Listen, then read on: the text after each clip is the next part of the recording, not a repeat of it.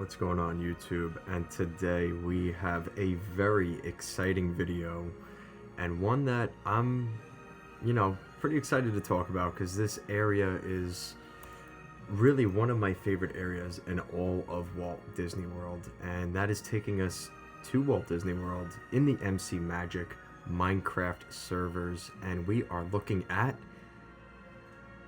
the Chinese Theater and what is currently inside of the Chinese Theater. But I really want to talk about the history of this space because I think such an important part of Mickey and Minnie's Runaway Railway is the past and what this attraction used to be. It is hard to ignore what this attraction used to house because on opening day of Disney's MGM Studios in 1989, the Great Movie Ride is where this attraction resided here in the Chinese Theater. And really the story of the ride, really kind of getting through to things, guests enter the famous Chinese Theater to watch the premiere of a new Mickey cartoon called A Perfect Picnic.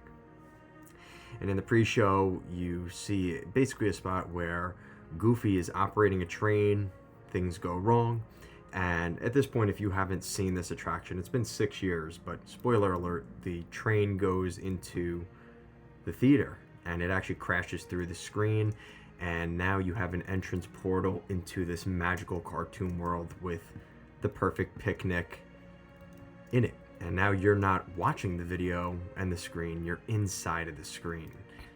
And you have a couple of interesting parts of it. You see, cool waterfalls, dance rooms, carnival scenes, and basically it's a lot of screens. It is the first trackless dark ride in Walt Disney World, the newest version of trackless dark ride technology. So this has a lot of history in its own right just from that alone. And obviously, the biggest thing of this attraction is back in 2017 at the D23 Expo, fans were shocked because it meant the closure of the Great Movie Ride. And like I said, this was an opening day attraction for the MGM Studios in 1989. The Great Movie Ride officially closed on August 13th, and many longtime Disney fans were very emotional. This was a tough one to swallow for a lot of the Disney people in the community, and that attraction housed some really classic Hollywood films like Alien, Casablanca, The Wizard of Oz, Indiana Jones, and Singin' in the Rain. And not to mention they also had Disney IP. Tarzan was in there, Mary Poppins was in there, and even a little snippet of Fantasia. And really this attraction was sort of the beginning of the new regime and the shift in Disney's Hollywood studios. And Mickey's Runaway Railway became the massive transformation of the park during the late 2010s. And during this time, we also saw, Star Wars Galaxy's Edge, Toy Story Land, and Rise of the Resistance. And the Disney executives described the park's transition from a behind-the-scenes studio park into a fully immersive storytelling park where you're stepping into the movies. And that's really where things changed for this area forever. The queue contains a lot of the similar story that was in the Great Movie Ride. You still walk into the Chinese Theater. You have a lot of the recreations of the one in Hollywood in terms of the main foyer. Some ride layout sections reused the same building footprint from the Great Movie Ride. The Daisy Dance Studio became very popular with a lot of the guests just from the fact that it was bouncing around and kind of the car would move back and forth. It was pretty interesting how they had used that technology back in 2020. Now 6 years later, I can't believe this attraction is 6 years old now.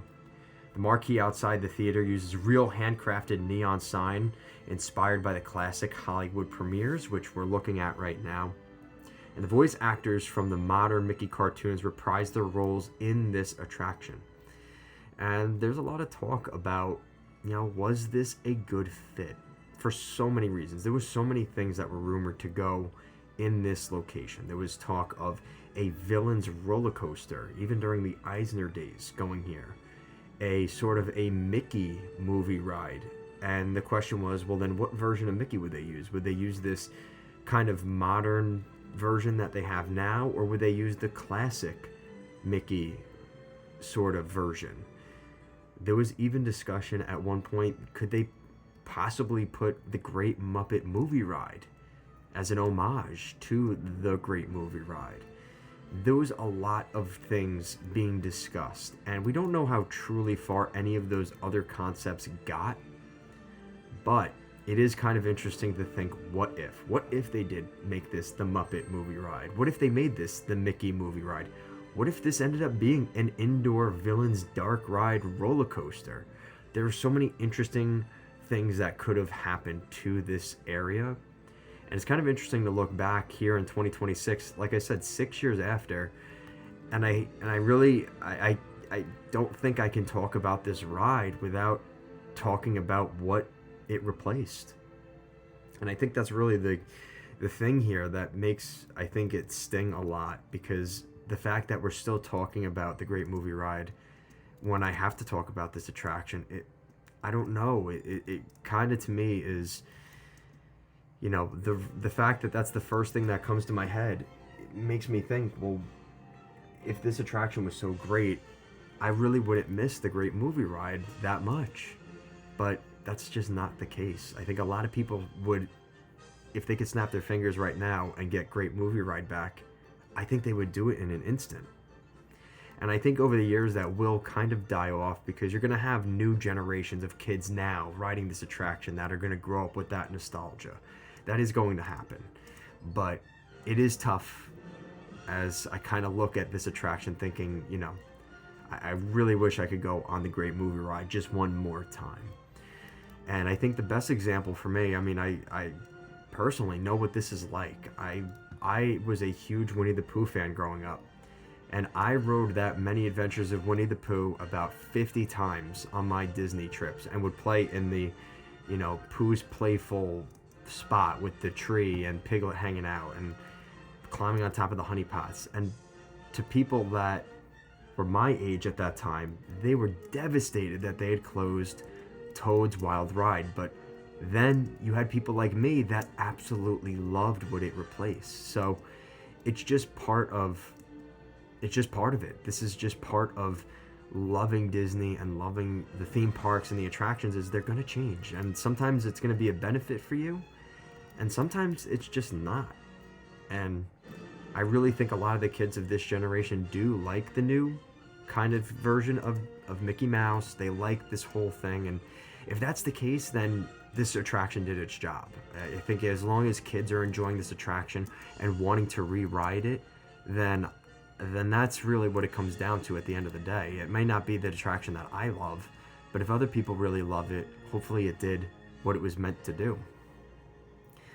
And I think what really is interesting with this attraction too, it added, you know, a lot of projection mapping. There was a lot of projection mapping, physical sets. There were audio animatronics, trackless vehicle. Like I said, this was the first true trackless vehicle in Walt Disney World. It had scent effects. It has dynamic, synchronized music. There's a lot going on in this attraction that, from a production standpoint, is a marvel. And is definitely something that, if you are going to Hollywood Studios, is one you should definitely do.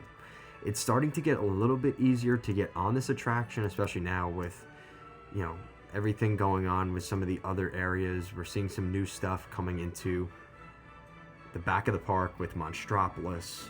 We're seeing the renovated Art of Animation area. There's a lot of things changing over here. You have the new, you know, the updated Rock and Roller Coaster to the Muppets. Like, there are going to be other things that people are going to start drifting toward, and it's going to make it easier to get those lightning lanes and easier to get onto attractions like Mickey's Runaway Railway. And that's just the cycle of theme parks. That's just how it goes. It's very popular and big those first maybe 5-10 years, and then it starts to just become another part of the lineup.